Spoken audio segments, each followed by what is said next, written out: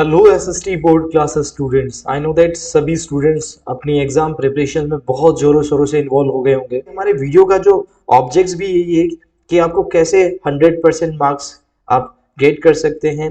तो हम बिना किसी देरी के हम स्टार्ट करते हैं। सबसे पहले यह एक 2020 के टॉपर्स की कॉपी है जो खुद सीबीएसई ने अपने ऑफिशियल वेबसाइट पर अपलोड की है। ऐसे ही एसएसटी की तरह आप सभी सब्जेक्ट्स के टॉपर की कॉपी देख सकते हैं, जिसका लिंक मैं अपने वीडियो के डिस्क्रिप्शन में आपके साथ शेयर करूंगा।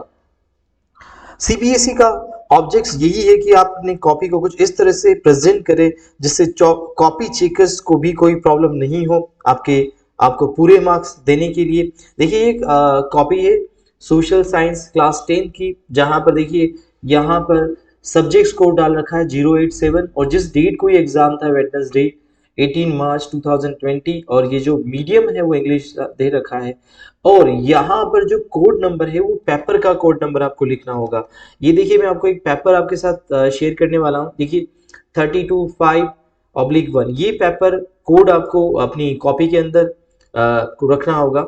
उसके बाद में हम अगर पेपर को देखें तो एसएसटी का पेपर है, आपको पता है 3 आवर्स का पेपर होगा और जो मैक्सिमम मार्क्स रहेंगे 80 मार्क्स रहेंगे। और यहाँ पर कुछ इंस्ट्रक्शंस आपको दिए गए होंगे कि यहाँ पर ये जो पेपर होगा ABCD है ना 4 सेक्शंस में होंगे। सेक्शन ए जो है वो 1 मार्क्स का होगा, सेक्शन बी जहाँ पर क्वेश्चन 21 से 28 जो रहेंगे 3 मार्क्स के रहेंगे। लेकिन आपका ध्यान यहाँ पर मैं एक वर्ड लिमिट्स की तरफ देना चाहूंगा कि 3 मार्क्स के क्वेश्चन में आपको मैक्सिमम वर्ड्स 80 वर्ड्स तक जाना है। सेक्शन सी में जो जो होंगे 5 मार्क्स के क्वेश्चंस होंगे जहां पर मैक्सिमम वर्ड जो लिमिट होगी 120 वर्ड लिमिट होगी। और सेक्शन डी में आपको एक मैप बेस्ड क्वेश्चन दिया जाएगा जहां से हिस्ट्री में से 2 क्वेश्चंस और ज्योग्राफी में से 4 क्वेश्चंस होंगे। तो आपको अपनी इस वीडियो का हमारा जो ऑब्जेक्ट यही है कि आपको अपनी कॉपी को किस तरह से प्रेजेंट करना है एग्जामिनर के सामने, जहां पर वो आपसे इम्प्रेस हो, आपकी कॉपी को देखकर वो आपको पूरे मार्क्स दिए बिना नहीं रख सकता। यहाँ पर देखते हैं कि क्वेश्चंस को लिखने का क्या तरीका होगा। देखिए एक ऑब्जेक्टिव टाइप का क्वेश्चन है जहां पे लिखा हुआ है choose the correctly match pair the following. तो देखिए इस क्वेश्चंस का स्टोपर ने जिसको 100 आउट ऑफ 100 मार्क्स मिले थे, तो इसने इस क्वेश्चंस को किस तरह से लिखा है। तो सबसे पहले मैंने आपको क्लासरूम में भी कहा है कि आपको सबसे पहले ऑप्शंस रखना होगा कि ऑप्शन ए है, बी है, या फिर उसके साथ साथ में आपको फुल डिटेल आपको उसका आंसर देना होगा। तो यहाँ पर आपको ऑप्शंस के साथ साथ में आपको फुल डिटेल आंसर लिखना होगा। एक नेक्स्ट क्वेश्चन देखते हैं कि यहाँ पर एक क्वेश्चन से 1 मार्क्स का कि name the book publish by the Raja Ram Mohan Roy. तो राजा राम मोहन ने जो बुक्स पब्लिश करी, तो पूरा आंसर आपको देना है कि राजा राम मोहन रॉय पब्लिश संवाद कौमुदी। यानी कि ऐसा नहीं केवल आपको संवाद कौमुदी लिखना है, आपको पूरा आंसर देने की कोशिश करनी है।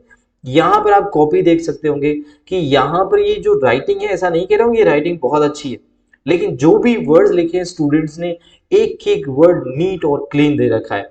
ना तो यहाँ पर कोई ओवर राइटिंग हो रखी है, किसी भी प्रकार का कोई भी काटफाज नहीं है, बहुत अच्छी तरीके से। और मैंने आपको कहा भी है कि एक क्वेश्चन का आंसर देने के बाद आपको गैप मेंटेन करना है। जैसे ये गैप मेंटेन कर रखा है ना, जैसे ही आप क्वेश्चन का आंसर दे उसके बाद आपको गैप प्रॉपर्ली मेंटेन करना है। और एक बात ये कि एग्जाम में ऐसा कहीं नहीं लिखा गया है कि आपको क्वेश्चंस के जो आंसर है सीक्वेंस वाइज लिखना है। मैंने आपको ये कहा जिसमें आपका बहुत ज्यादा कॉन्फिडेंस है, जो भी सेक्शन आप सेक्शन डी स्टार्ट कर सकते हैं, आप सेक्शन सी स्टार्ट कर सकते हैं, लेकिन आपका प्रेफरेंस वो आपके कॉन्फिडेंस को बढ़ाएगी। अगर आप सेक्शन सी में अगर आपको आंसर अच्छे तरीके से आते हैं, सेक्शन सी स्टार्ट करते हैं, तो आपका जो कॉन्फिडेंस है वो बहुत बूस्ट हो जाएगा।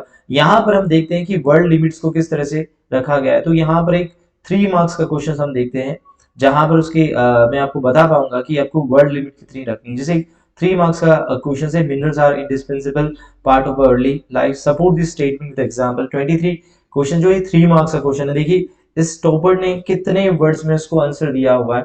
तो ये क्वेश्चन आप देखते हैं, ये देखो 23 वर्ड्स यहाँ से कि इन देखिए यहाँ से ये क्वेश्चन स्टार्ट हो रहा है। इसमें मैंने आपको कहा था कि 3 मार्क्स के क्वेश्चंस में आपको एटलीस्ट 3 to 4 आपको पॉइंट्स बनाकर लिखने होंगे। यहाँ पर ये पॉइंट वाइज इस तरह से उन्होंने आंसर लिखा हुआ है, डॉट बना रखा है। आप यहाँ पर 1 2 3 या ABC जैसे चाहे उस तरह से आप आंसर लिख सकते हैं, लेकिन आपका आंसर नीट और क्लीन होना चाहिए और जो जो भी आपके कीवर्ड्स हैं उसको आपको अंडरलाइन जरूर करना है। मतलब एग्जामिनर को आपको ये शो करना है कि मुझे इसका आंसर बहुत अच्छी तरीके से आता है और मुझे इसके मेन जो कीवर्ड्स हैं उसके बारे में भी पता है।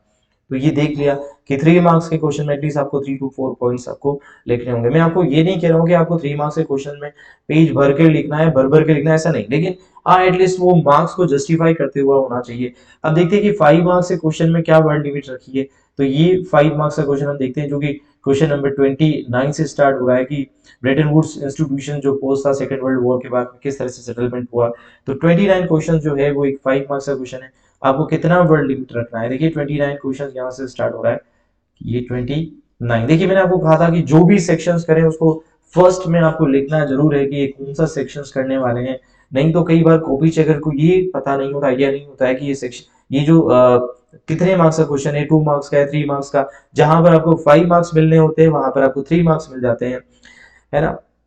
तो आपको यहाँ बताना है कि सेक्शन सी का क्वेश्चन ये 5 मार्क्स का क्वेश्चन है और इस तरह से आपको वर्ड लिमिट्स आपको बताया कि कम से कम सेक्शन सी का जो क्वेश्चन है एटलीस्ट आपको 1 या 1.5 पेज में आपका आंसर आना चाहिए। तो इस तरह का आपको आंसर लिखना है, आपको यहाँ पर कीवर्ड्स को जरूर हाईलाइट करना है ना। तो ये देखिए जैसे सेक्शन सी जो स्टार्ट हुआ है, मिनिमम आपको कम से कम 1 पेज तो लिखना है, ऐसा नहीं है कि आपको केवल आधा पेज लिखकर आपको छोड़ना है। मतलब वो 5 मार्क्स बिल्कुल जस्टिफाई होने चाहिए कि है ना, कम से कम 5 to 6 पॉइंट्स आपको एक्सप्लेन जरूर करने हैं इस क्वेश्चन के अंदर।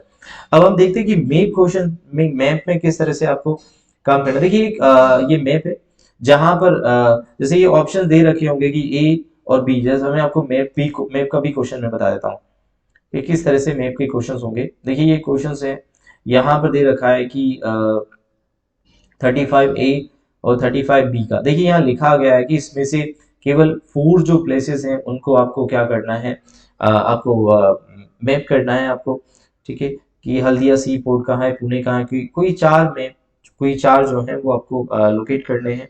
दूसरा है कि 2 यहाँ दे रखा है, मैंने आपको कहा भी है कि सिलेबस से बाहर कोई भी मैप नहीं आएगा, बहुत लिमिटेड दे रखा है आपका। मैप के क्वेश्चंस और आपके जो पेरा के जो क्वेश्चंस है वो बिल्कुल फ्री की, मतलब आपको बोनस मार्क्स जैसे होते हैं। तो आपको बहुत ध्यान रखना है, बहुत अच्छी तरीके से, है ना, क्वेश्चंस के अंदर लेबलिंग वगैरह आपको करनी है ना, बहुत क्लियरली। और यहाँ पर कई बच्चे पेंसिल को यूज करते हैं, आपको यहाँ पर पेंसिल यूज नहीं करना है। हाँ, अगर आपको कोई डार्क सर्कल करना है, आपको इस तरह से बताना है, शो करना है, तो आप पेंसिल यूज कर सकते हैं। लेकिन जब आपको कोई टेक्स्ट वगैरह लिखना है तो आपको यहाँ पर पेन यूज जरूर करना है। तो आई थिंक आपको ये बात समझ में आ गई होगी कि आपको किस तरह से एग्जाम में लिखना है। कॉपी आपकी बहुत नीट एंड क्लीन होनी चाहिए, बहुत अच्छी तरीके से काम किया गया होना। मैं आपको राइटिंग के लिए नहीं कह रहा हूँ, लेकिन राइटिंग इस तरह से होनी चाहिए कि आपको वो चीजें, वर्ड्स आपको एग्जामिनर को समझ में आ जाए ना, कोई काटाफासी नहीं होनी चाहिए। बहुत अच्छी नीट एंड क्लीन कॉपी अगर आप अच्छी इस तरीके से आप प्रेजेंट करके देंगे तो निसंदेह आपको पूरे में से पूरे मार्क्स मिलेंगे। और सीबीएसई का भी यही पर्पज है कि ये कॉपी को जिस तरह से टॉपर की कॉपी को प्रेजेंट किया है, ताकि जो बच्चे हैं जो एग्जाम देने वाले हैं उनको ये पता होना चाहिए कि हमें किस तरह से आंसर, हमें राइटिंग करनी चाहिए जिससे हमें पूरे में से पूरे मार्क मिल सके। तो इसी आशा के साथ में कि सभी बच्चे इस पेपर, एसएसटी के पेपर में बहुत अच्छा टॉप करेंगे। तो इस वीडियो को हम यहीं पर एंड करते हैं। Thank you.